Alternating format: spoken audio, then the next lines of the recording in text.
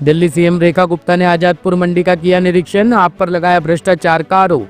मुख्यमंत्री रेखा गुप्ता ने मंत्री कपिल मिश्रा के साथ उत्तरी दिल्ली की आजादपुर मंडी का दौरा किया। निरीक्षण के बाद उन्होंने मंडी की बदहाल स्थिति पर चिंता जताई और आम आदमी पार्टी की पूर्व सरकार पर गंभीर आरोप लगाए। रेखा गुप्ता ने कहा कि पिछले 10-15 सालों में मंडियों में कोई खास विकास नहीं हुआ है। सफाई, सड़क और सुरक्षा व्यवस्था पूरी तरह चरमराई हुई है। आम आदमी पार्टी ने इसे भ्रष्टाचार का अड्डा बना दिया था। देखिए, दिल्ली की सभी मंडियों का इतना बुरा हाल है कि पिछले 10-15 सालों में इन मंडियों में किसी भी प्रकार का कोई कार्य हुआ नहीं है। आज हम जब स्वयं आकर के यहाँ देखते हैं कितनी बुरी हालत यहाँ सड़कों की है, सफाई व्यवस्था की, सिक्योरिटी की, कोई भी प्रकार की सुविधा लोगों को यहाँ है नहीं, जबकि हजारों मजदूर और सैकड़ों ट्रेडर यहाँ काम करते हैं। जनता से जुड़ा हुआ विषय है और सैकड़ों ट्रक रोजाना यहाँ मूवमेंट करते हैं, लोगों का खाद्य पदार्थ यहाँ आते हैं, फल सब्जियां, और उस सब काम के बीच में एक तरह से ये मंडियां कूड़ा घर बनी हुई है। जो व्यवस्थाएं पिछली आम आदमी पार्टी के सरकार में थी, मैं समझ पा रही हूँ कि एक भी विकास का कार्य इन मंडियों में हुआ नहीं। करप्शन का सबसे बड़ा अड्डा ये मंडियों को बना के रखा, चाहे वो उनके मंत्री थे, चाहे वो उनके चेयरमैन रहे, उन्होंने किसी भी प्रकार से ना व्यापारियों की सुध ली, ना मजदूरों की सुध ली, ना यहाँ व्यवस्थाओं को समझा। आज हम यहाँ का दौरा कर रहे हैं, सभी अधिकारी साथ में हैं और पूरी तरीके से इन मंडियों का मॉडर्नाइजेशन, इसका प्लान बनेगा।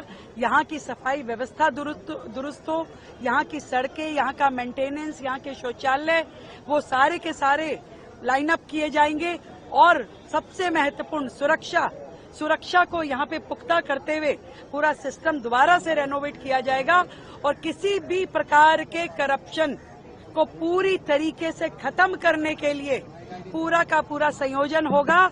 नई टीम बनेगी, नए लोग अपॉइंट होंगे और पूरा का पूरा मंडियों को सुचारू रूप से चलाने के लिए काम किया जाएगा। हमारे मंत्री जी स्वयं इस सारे कार्य को देख रहे हैं और पूरी तरीके से हर मंडी के लिए करेंगे। यहाँ से तो हमने शुरुआत की है, आज सभी व्यापारियों से मिलके, मजदूरों से मिलके उनकी समस्याएं सुन रहे हैं, पर सच में दयनीय स्थिति है। जो बात बड़ी करने वाले, दिल्ली को विकास और लंदन, पेरिस बनाने की बात करने वाले, इस मंडी पे खड़े होकर के इसको स्मेल करना भी अपने आप में एक बहुत भयानक एक्सपीरियंस है। तो मैं ये समझती हूँ कि इन मंडियों के पूरे जीर्णोद्धार की आवश्यकता है।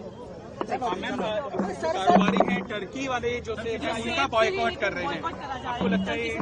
बिल्कुल सही है।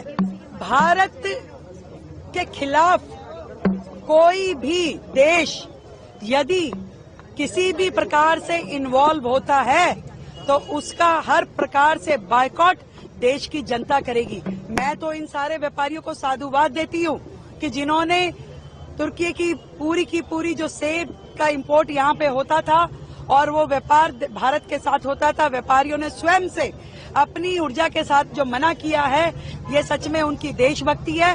भारत एकजुट है, एक मत है और किसी भी ऐसे देश जो आतंकवादियों के आका हैं उनको सपोर्ट नहीं किया जाएगा। उनसे व्यापार बंद, वार्ता बंद, संबंध बंद। एजुकेशनल इंस्टीट्यूट है मैम, उन्होंने भी अपना MOU कैंसिल कर दिया। Jawaharlal Nehru university 100% walkout, 100% cutout होना चाहिए ऐसे सभी देशों से जो हमारे देश के अंदर आतंकवाद को सपोर्ट करेंगे। धन्यवाद।